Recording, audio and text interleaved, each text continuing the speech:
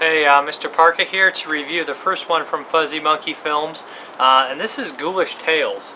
I grabbed this flick because it was a horror anthology, the cover looked fun, the whole movie looked fun. I'm a big fan of horror anthologies that had monsters in it, so I was like, why not? I like low-budget horror films, and I popped it in, and I wasn't too disappointed. I kind of enjoyed it. Essentially, it follows a story of a babysitter, you know, typical watching a horror-enthused kid on around Christmas while the parents go out, and she tells him 3 stories. There's the wraparound story is your typical, you know, all through the house, Tales in the Crib episode with the escaped mental patient running around killing people. And that's welcome in a Christmas-style story, of course. And he kills people in Christmas methods. The one I particularly like was the Christmas bulbs in the mouth, even though it really doesn't make sense, but it's all in good fun. The first story follows it isn't very good. It's kind of short. It's kind of like they just needed another one to bulk the time and get the 3rd story in. But it's kind of about a nasty smell coming from next door, and you can kind of guess where it goes on from there.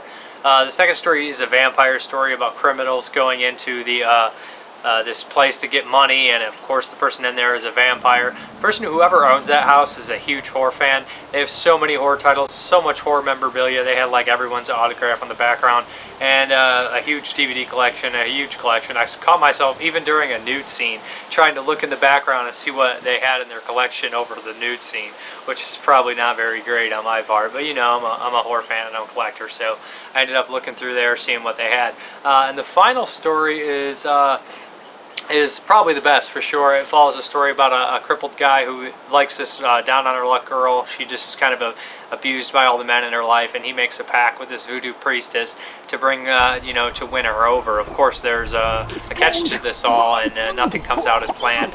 That one has a cool looking zombie in it. All in all, the movie's acting isn't very great. There's a couple characters or actors that do a fairly good job.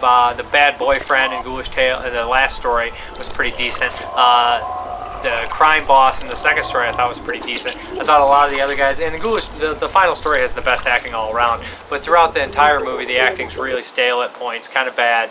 They all have little twists, of course, at the end, and they're all solid. The gore effects are low budget but fun and very effective for what they are. I enjoyed the gore effects. The stories get better as they progress, the worst being the first, and I think that's probably the best way to do it when you only have 3 in a wraparound. Wraparound's solid as well. All in all, it's not bad. If you like shot on video or really low budget horror films, I say you should check it out. If this doesn't look like it's up your eye, it looks like a little too low budget, a little too amateur, then skip it. But I enjoyed it. I thought it, for what it was pretty good. Like I said, the practical effects are fun, low budget, no CGI. The acting, not so great, and the stories are fun enough, and I enjoyed the zombie. He looked pretty cool, and you know, it's your typical coming back to life. They're definitely inspired by Tales in the Crib and Creepshow and stuff like that. There's nothing wrong with that. But there's some cameos in here, Mike O'Mahony and James Balsamo, George Stover, you know, Sean C. Phillips. A lot of the usual suspects for cameos. Their scenes were obviously shot at different times, but I have to give it up for James Balsamo's cameo. I actually think it's really funny. It's just a stupid little infomercial, and it's actually pretty funny though. It's about him trying to sell this muscle protein powder, and it's just ridiculous. Not only will Grande Gargantuan Goliath help you reek of machismo, it'll also help you fight off home invaders, rabid wildlife, and kick down big buildings with a single kick. A lot of the movie's humor is really dumb, really just nimwit, dumbwit humor stuff, but it's goofy. The one guy I did kind of dig. He's like in all the stories as different guys. At first he's the guy in the Santa suit. I wasn't really thinking all those sexual innuendo jokes were that funny, but later on he plays the homeless guy. He's kind of funny. Particularly he plays you know, the guy, the neighborhood watch redneck guy, and that's actually some funny dialogue there. All in all, I say give it a spin if you like low budget, cheesy, you know, shot on video gore stuff. I found a good time with it. I enjoyed it. You guys don't know if you like this kind of stuff or not by watching, you know, the clips and things like that. But this is Ghoulish Tales. You guys, all you have to do is look in the link description box below to find information. You know, the Facebook, which will lead you to where to buy it. I'm Mrparka. Have a good one.